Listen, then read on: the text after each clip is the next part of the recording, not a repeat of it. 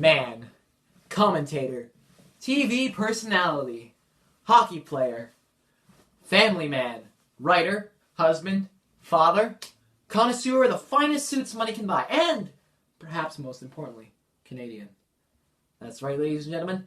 Today we're going to be talking about the one, the only Donald Stewart Cherry, the 85-year-old who on November 5th was let go after 33 years on television on Hockey Night in Canada due to remarks he made about immigrants and wearing poppies during the month of November. The question we tackle today, was it justified? Begin with just the facts. On an evening of regularly scheduled television, Don Cherry began making some very passionate remarks about immigrants and poppies. His then co-host, Ron MacLean, would sit silent to these remarks. The following day, Ron would decide to offer an apology for these remarks, saying they were hurtful, discriminatory, flat wrong, do not represent his personal views or the views of Rogers, the Network, or SportsCenter. I have Mr. Cherry's exact words here.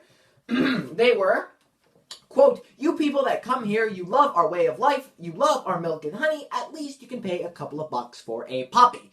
End quote. Shortly following these comments, Mr. Cherry was let go. Now, considering the big-scale PR nightmare this caused, firing him, from a business perspective at least, was the right thing to do.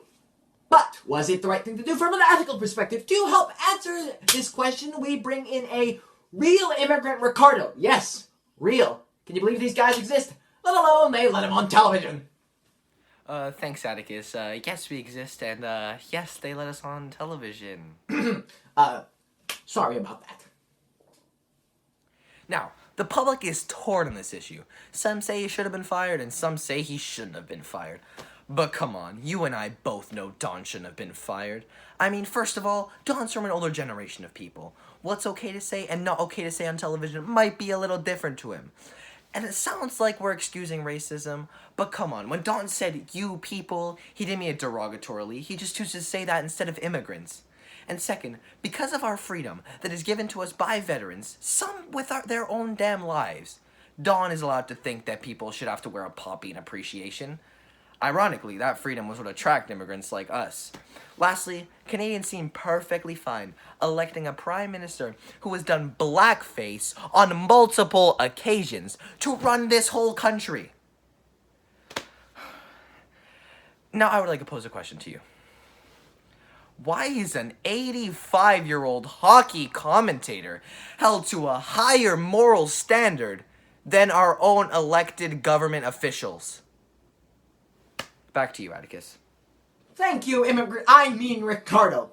Well, there you have it, folks. Exactly why Mr. Cherry should not have been fired. I'd also like to point out, as a bit of an ending note, that the network didn't fire him because of moral issues they had, but because they would lose money. Also, on a bit of a side note, Ron MacLean almost lost his career multiple times, and the only thing that saved it was Don threatening to walk if they let him go.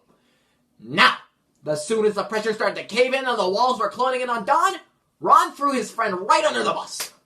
I guess what I'm trying to say is, Ron is an awful, awful friend and an even worse human being. Good night, folks.